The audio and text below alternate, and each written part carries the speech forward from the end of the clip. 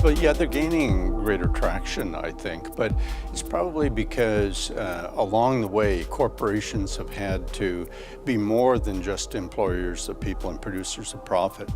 I think they now are so focused on the community and making sure that they're well received by society that they've got much more into the corporate responsibility thing. And also the outside world is paying a lot more attention to it.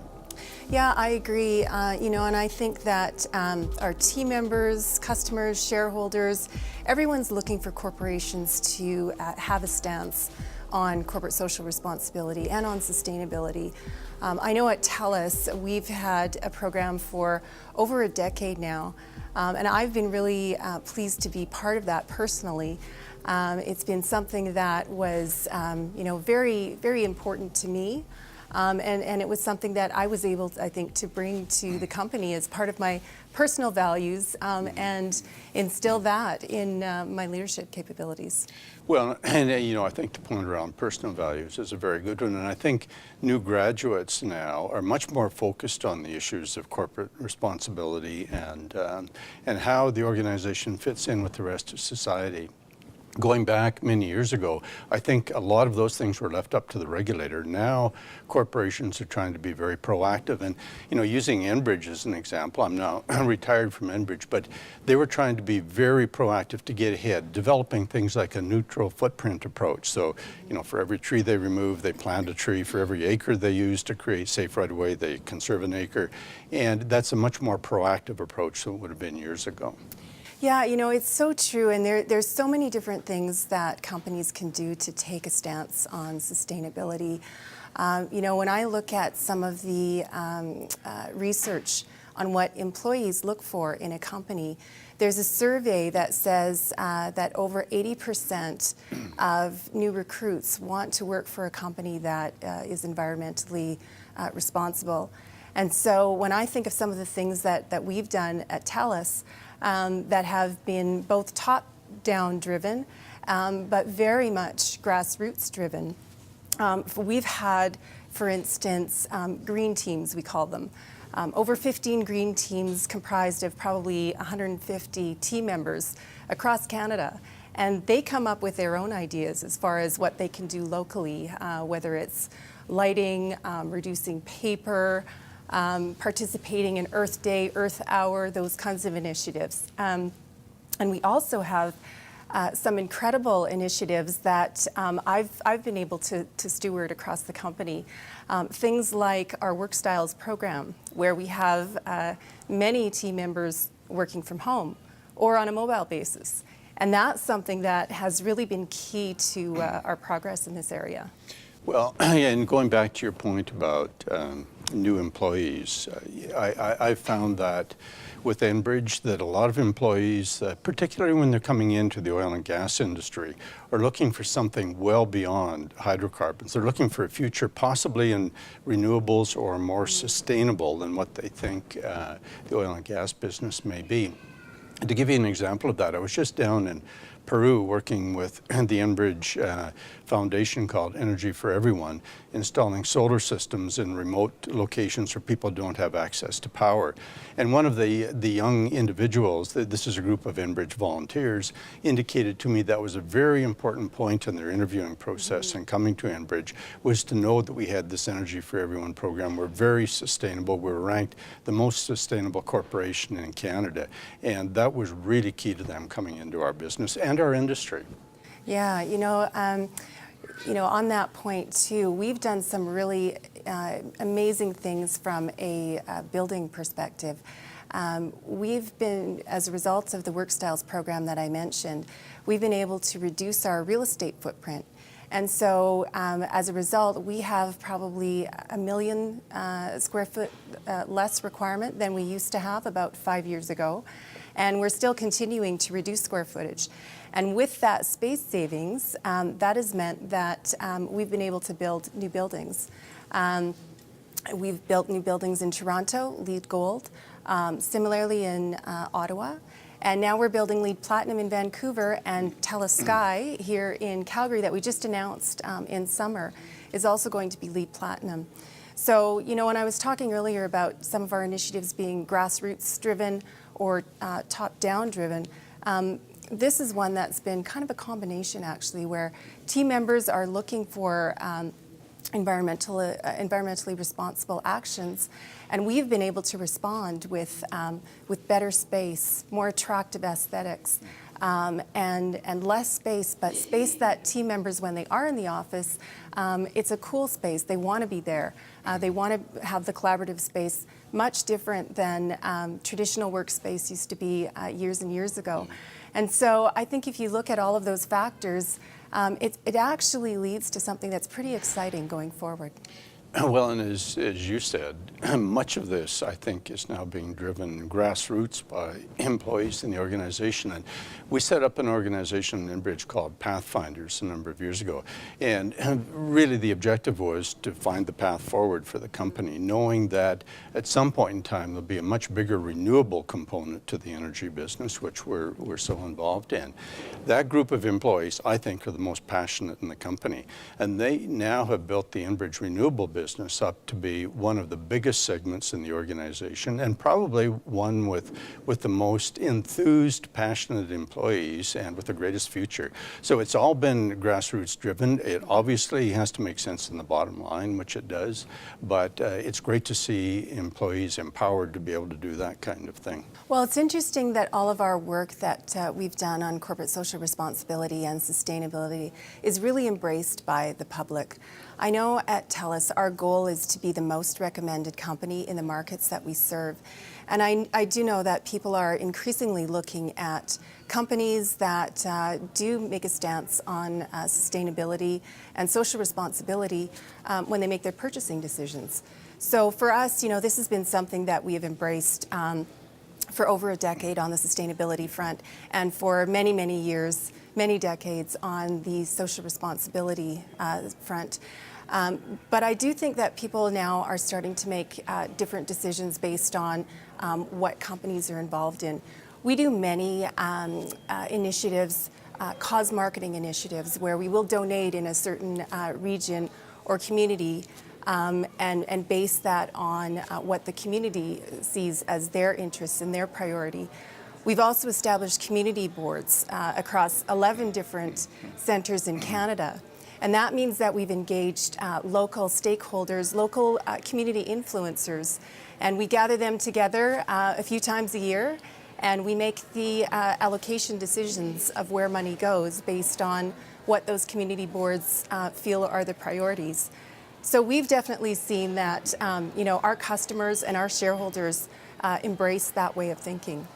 Well, and I think that's the kind of proactive move that society is looking for from major corporations. And I think, if you do go back a long way, which I do, governments were expected to be the regulator, and society, I think, felt comfortable that as long as the regulator was there and overlooking the major corporations or business, that everything would be fine. But now we've gone way beyond that. Now the expectation is corporations like yours, like Enbridge, will be very proactive. They'll get out ahead on this corporate responsibility thing, and that we won't have to rely so much on the regulator and the government to do that.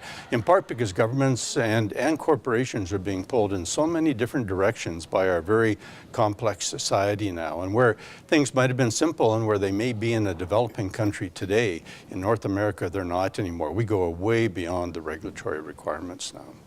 Yeah, I agree that corporations really need to take the leadership position on this. There's only so much that government can do, and I think there's only so much that we can expect them to do. I think it's up to us as leaders to show the way for our generation and for our kids, and really demonstrate and lead by example in this regard. I agree fully on that, and it's maybe one of the things that I think we've been a little slow to do in the oil and gas industry. And if maybe this is using perfect hindsight, but I think had we been more proactive in the past, and I'll use the Enbridge neutral footprint approach as an example. When we're creating all of those seismic lines through Alberta and BC and Saskatchewan, if we planted a tree for every tree removed, I don't think we'd have some of the public relations issues that we do today.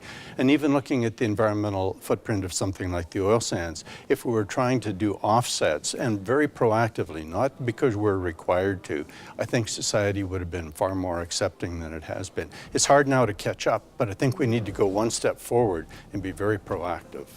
Yeah, I completely agree with that. At Telus, we've been fortunate in that our technology really enables the reduction of a lot of movement of people and movement of aircraft. And we've really found that technology has given us an advantage, especially in the sustainability front. We're building internet data centers now in a few locations across Canada. We just finished one that is 80% more efficient than traditional data centers. And that's important because as people use technology in their daily lives, in their business, we really see that there is a way to bridge geographies of distance when it comes to healthcare or education, and in general just communications, doing business. And so we've been fortunate to be able to say, our technology can actually enable higher degrees of sustainability. And so we've taken that to heart, and we've taken a stance on sustainability, and it's gone very well for us. We have been listed 12 times now as the Dow Jones Sustainability Index. That's a feat unequaled by any other telco or cable co, and so that's something that we're very proud of. Well, and using your company as an example, which maybe represents the modern technology versus the oil and gas industry, which is evolving into renewables and modern technology as well. I think back, you commented about enabling things like healthcare. We, of course, were the original enabler of that in allowing doctors to get out to rural locations, allowing people to get to hospitals. What we do today, ambulances get there because of oil and gas. But I think it's very important now going forward that we transform our industry, and that's why we need the new young leaders coming out of places like the University of Alberta to transform an industry like ours to be one that is very acceptable going forward. We'll go through probably more change in a lot of ways than you will over the next 10, 20, 30, 40, 50 years in the oil and gas business. Yeah, agreed. I think new grads coming out of the U of A have a lot of challenges and a lot of opportunities. It's a very exciting time. Technology is changing rapidly. Work efforts and work styles are changing rapidly as well. And people are demanding different things. People are far more educated. They have access to far more information at the tips of their fingers than we did, and I think that's an exciting opportunity. So this issue around entrepreneurs and how do they ensure that what they do becomes corporate, has some corporate social responsibility aspect to it, and I think is a very interesting one, because entrepreneurs, when they start up, often tend to overlook a lot of things. They don't want to be involved in Sarbanes-Oxley and governance and accounting, and they've got a passion for developing a business. I think it's very important that they keep all of the other things like corporate social responsibility, etc., in their minds as they go forward, though. Otherwise, they'll never be able to transform that entrepreneurial venture into what they want to be a sustainable corporation in the future. It's probably appropriate that they not get too hung up on it on day one, or they might not ever get started up, but it's got to be there in the back of their minds in the long run. Yeah, I think it's really important for new entrepreneurs or grads starting up in various businesses to ensure that they are following their passions and make sure that they're making a statement about what they believe is important for their communities, whether that's on the environmental front or on the social responsibility front. I do think that it's important for them to keep it on their agenda as something to talk about, and maybe, as we've discussed, grassroots efforts have tremendous impact and tremendous influence. And I think, that even if they're starting out at a lower level in an organization or, at a mid-level in an organization, it's important to be part of some of those efforts and to be part of leading something, leading a change. I think back of when I was younger, starting out, it wasn't always that you know, there were people told me to do certain things or asked me to go in a certain direction. I felt that there was a responsibility, and I had a passion for certain things, and so I followed that drive. And many times there's like-minded people, and it's important to talk about that, communicate your feelings, communicate you know, what your interests are. And then you can start a grassroots movement. And it's surprising how many people you'll find that that have similar attractions like that. And it's also really interesting to see how a movement like that can really instill pride in an organization. So whether it's an entrepreneurial organization or a larger corporation, you know, being part of something that makes people feel really proud of your company and have a pride in what they're doing, it's something that I think can't be overstated. I agree fully, and you know, I must admit I find that the new grads coming out today are far better equipped than we were in my day and age, and probably one of the areas where they are much better equipped is in this area of environmental and corporate social responsibility issues. They come in with I won't say it's a value set, because I think our basic values were very much in the right direction there as well, but they maybe come in with a better understanding of the priorities that they're going to have to put on environmental and corporate issues like that going forward. And that kind of influx of those individuals into a big organization is hugely powerful to empower that organization to grow, to change, to transform over time. So I've said this many times in front of student groups and student forums. The bright, brilliant minds of today are very welcome in big corporations going forward. We figured it was getting kind of loud too. Yeah, those bright young minds.